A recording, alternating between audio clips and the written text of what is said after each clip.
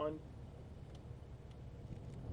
Hello, everyone. I'm Diane Derby, live in El Paso County. I'm just east of Falcon, where a wildfire has burned 2 structures tonight. I want to give you a view right behind me right now of a home on fire in our area. We know 2 structures have burned, 1 outbuilding, and about 38 acres. This is in the area of Curtis Road and Patton Drive, where we're bringing you this live video from tonight. You hate to see this in our community, but especially on a day like this when we've had such severe, strong winds. We'll get to Alan in just a few moments, but just wanted to give you an update on what's going on here from the scene as we take commercial time, as we cut into programming. We've got mandatory evacuations, and that's why we're doing it. A lot of people have to be out of their home right now. We've got west to Curtis Road, east to Slocum, north to Falcon Highway, and south to Highway 94. All of those areas are under mandatory evacuation right now. This is pre-evacuation for east out to Patton Highway, so all the homes in that area need to be ready to go. Luckily, we've been out here about an hour now. The winds have started to calm down significantly. We know they were supposed to around 8 o'clock tonight, and hopefully that will help firefighters as they battle this. We've seen firefighters out across these 38 acres still putting out a lot of hot spots that are flaring up. So we're going to keep staying out here live to bring you the latest information. We want to send it over to meteorologist Alan Rose right now for latest on wind conditions. Alan. And Diane, it's nice to hear from you and verify that those winds are in fact weakening. We expected that to be the case between 7:30 and 9, and it's good to see that that has come to fruition. Still, though, with the low humidity and the potential for some gusty winds, especially for areas west of the interstate, we do remain under red flag warnings. So critical fire weather conditions till 10 o'clock tonight. Those red flag warnings return again tomorrow at noon. Take a look at the latest wind gusts, 43 miles per hour in Pueblo, 31 at the Colorado Springs Airport, 27 in Walsenburg. Look at the wind direction here across the eastern plains. A frontal boundary really going to play a pivotal role in who sees what type of wind and how strong those winds get, especially for the next couple of hours. Let's zoom on in to the Pikes Peak region. Again, the airport, the strongest gust outside of Cheyenne Mountain. Pikes Peak gusting at 30. Take a look at Meadow Lake Airport. This is about 6 miles as the crow flies from where that fire is burning, where Diane is located.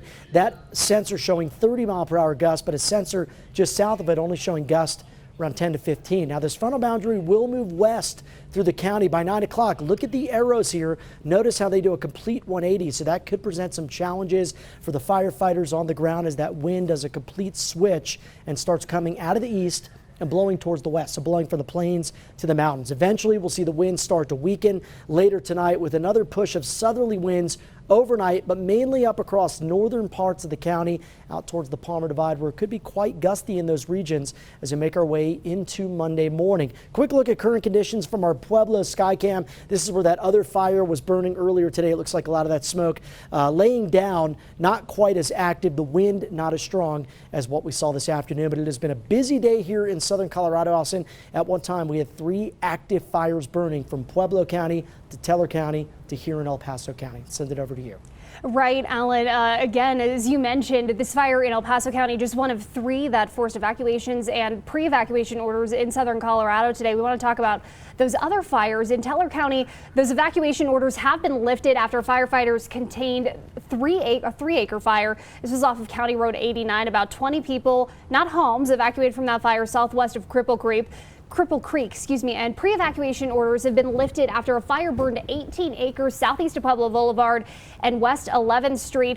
Some welcome news to report that fire is 75% contained. The Pause for Life animal shelter was evacuated to the Colorado State Fairgrounds, but animals have returned to the shelter.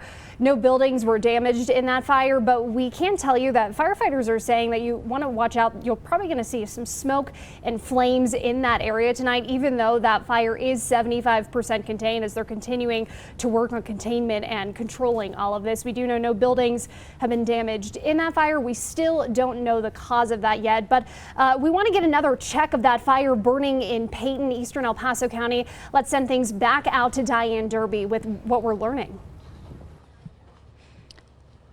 Allison, thanks so much. We're bringing you this live video right now, just showing you a very tight, close shot of this home that is on fire. This is near Curtis Road and Patton Drive, just east of Falcon. We know this home is burning. We know one other structure, not being able to confirm exactly whether it was a barn or a house, and another outbuilding have burned. It's burned 38 acres out here.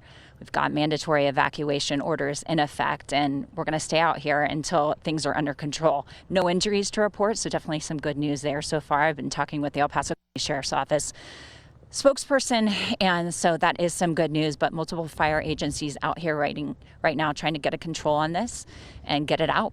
But we do see this home, it's been burning for at least 45 minutes to an hour right now, and we're going to stay out here on the scene and bring you live updates. Allison, I'll send it back to you. Track these wildfires all throughout southern Colorado. We do know News 5's Andy Cohen is out in Pueblo for us. We'll bring you an update as soon as we can. For now, we're going to continue to stay on top of these fires, let you know of any progress. And as you just heard, good news from Diane, no injuries to report for either of these fires, the one in eastern El Paso County and Patton.